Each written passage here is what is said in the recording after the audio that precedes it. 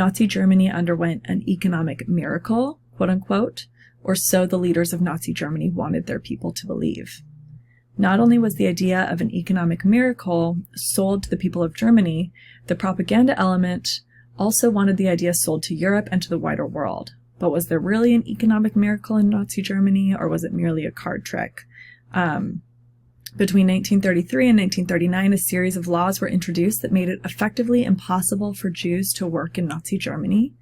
So those who fled abroad in fear of their lives left behind jobs that were filled, and those who remained in Germany simply could not work, and once again their previous employment was taken over by quote-unquote approved German workers.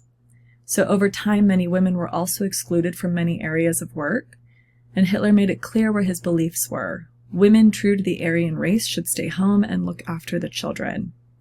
So this again reduced the unemployment rate. Another card trick was the introduction of compulsory military service for young men. So if you wanted to attend a university, for example, you had to have done some form of either youth service or military training before attending university. And once again, those who were engaged in compulsory military services were removed from unemployment figures. So the Nuremberg Laws. Hate crimes were on the rise in Germany after Hitler was elected in 1933. Jews were strategically let go from their jobs as doctors, teachers, professors, lawyers, bankers, film industry professionals, journalists, and this was a way of removing Jews from positions of influence and power. By 1935, the treatment of Jews had worsened, and the Nuremberg Nazi Party Convention in September 1935 witnessed the passing of two major laws. First, the Reich Citizenship Law. This determined who was a citizen with civil and political rights, so Jews were stripped of their citizenship. And second, the Law for Protection of German Blood and Honor, which prohibited relations amongst Jews and Germans. And these laws laid the foundations for further anti-Jewish sentiment that would come to pass.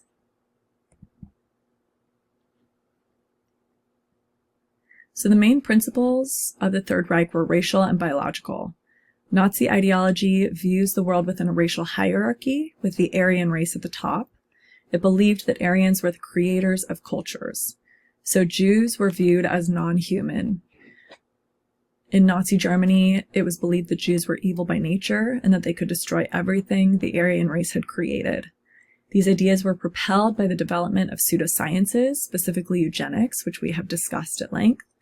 Known as the study of, quote-unquote, improving the qualities of the human species or a human population, especially by such means as discouraging reproduction by persons having genetic defects or presumed to have inheritable undesirable traits, and this is directly related to modern racism.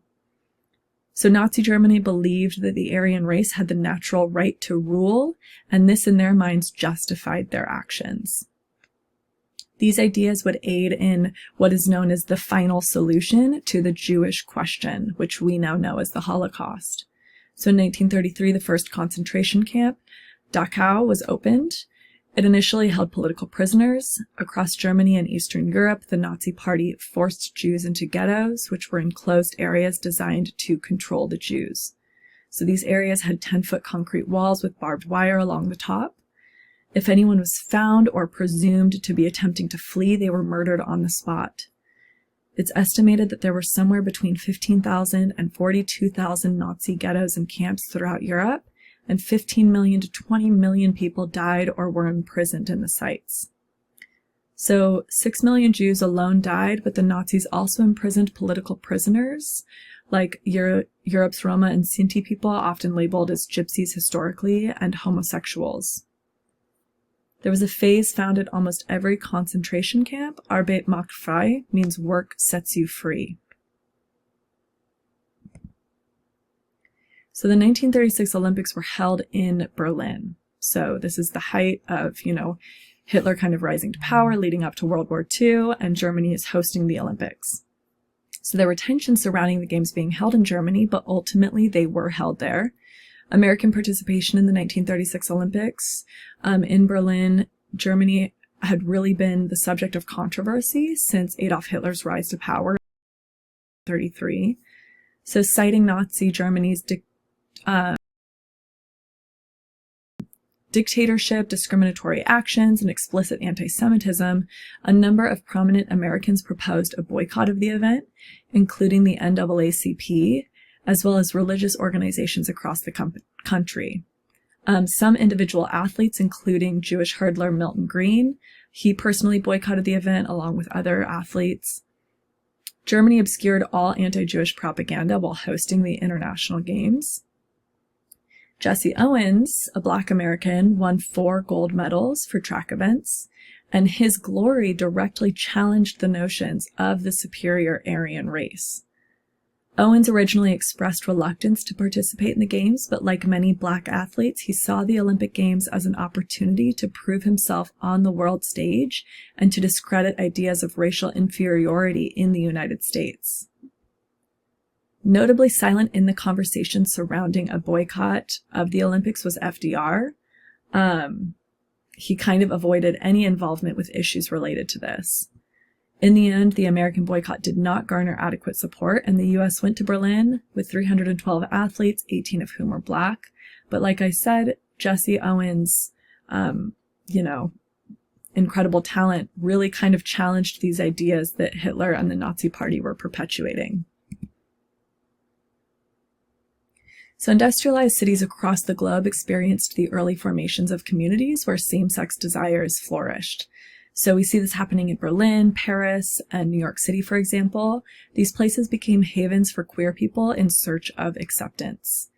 In the 1920s, which as we've discussed was a decade of relative freedom, these desires were fairly common public knowledge. But more surprisingly than these relationships themselves was the level of acceptance of these relationships by people both inside and outside of the world that they belong to. So in major cities of the Western globe, some people were enthusiastically participating in more bohemian pleasures of the decade, which sometimes included queer sex and same-sex relationships.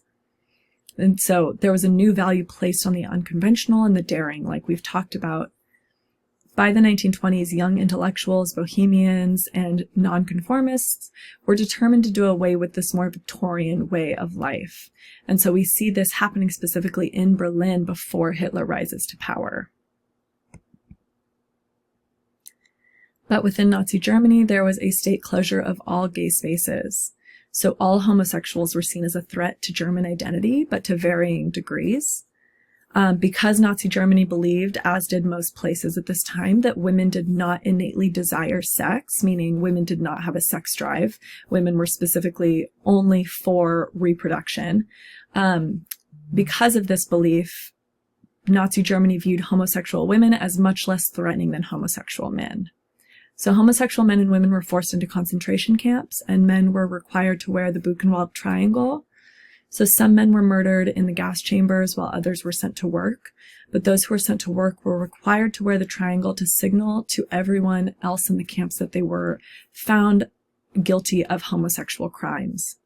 On the other hand, however, lesbians were forced to work in sex houses for Nazi SS guards, where they were supposed to produce babies for the German state. And so they would be continually raped in these sex houses. So we haven't gotten to discussing the U.S.'s involvement yet in World War II, but I wanted to give a bit of backstory as to what was happening. And we're going to pause here with a reflection. What were the warning signs of a Nazi genocide against Jews and other quote-unquote degenerates?